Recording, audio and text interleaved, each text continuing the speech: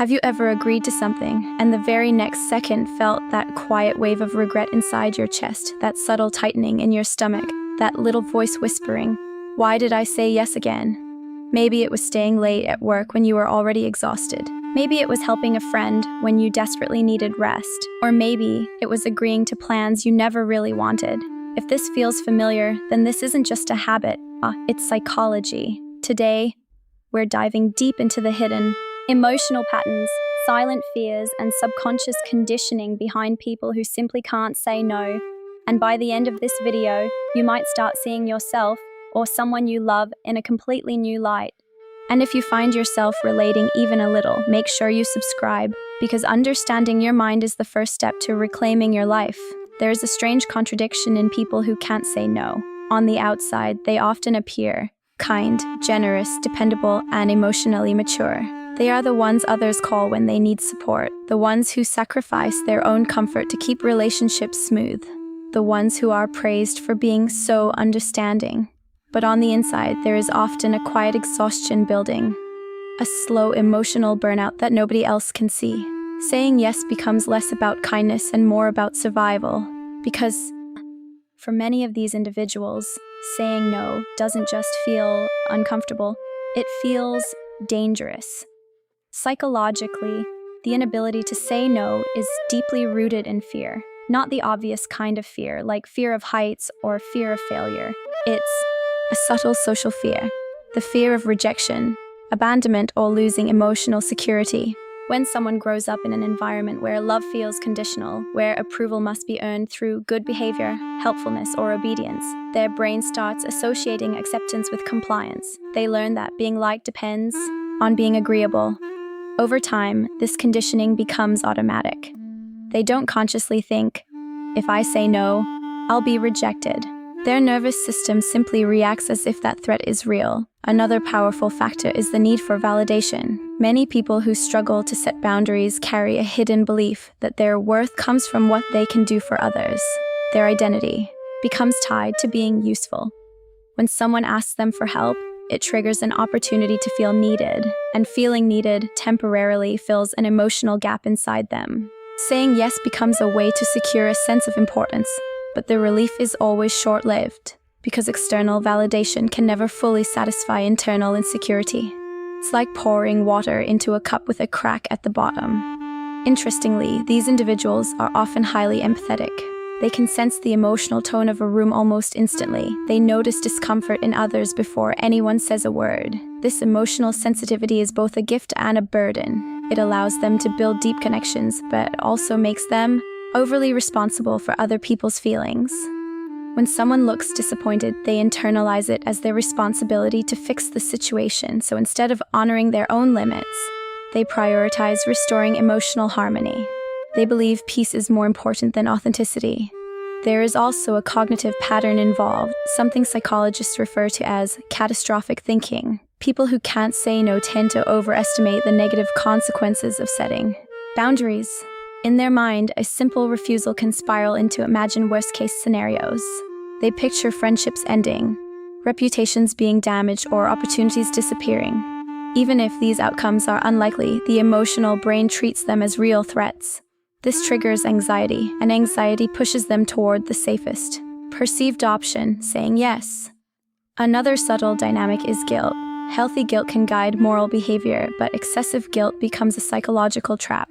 Some individuals have been conditioned to feel guilty for prioritizing themselves. They associate self-care with selfishness. When they attempt to say no, an internal dialogue begins. What if they really need me? What if I'm being unfair? What if I hurt them? This guilt can feel so heavy that compliance becomes a form of emotional relief. Saying yes reduces the discomfort, at least temporarily, but the long-term cost of chronic people-pleasing is profound. Over time, constantly suppressing personal needs leads to resentment, and resentment is dangerous because it rarely expresses itself directly. Instead, it leaks out in subtle ways: passive aggression, emotional withdrawal, sudden irritability, or even physical exhaustion. The body keeps score of what the voice refuses to say. Stress hormones remain elevated, sleep quality decreases, and mental clarity begins to fade. What once looked like kindness slowly transforms into self-neglect. There's also a loss of identity that occurs.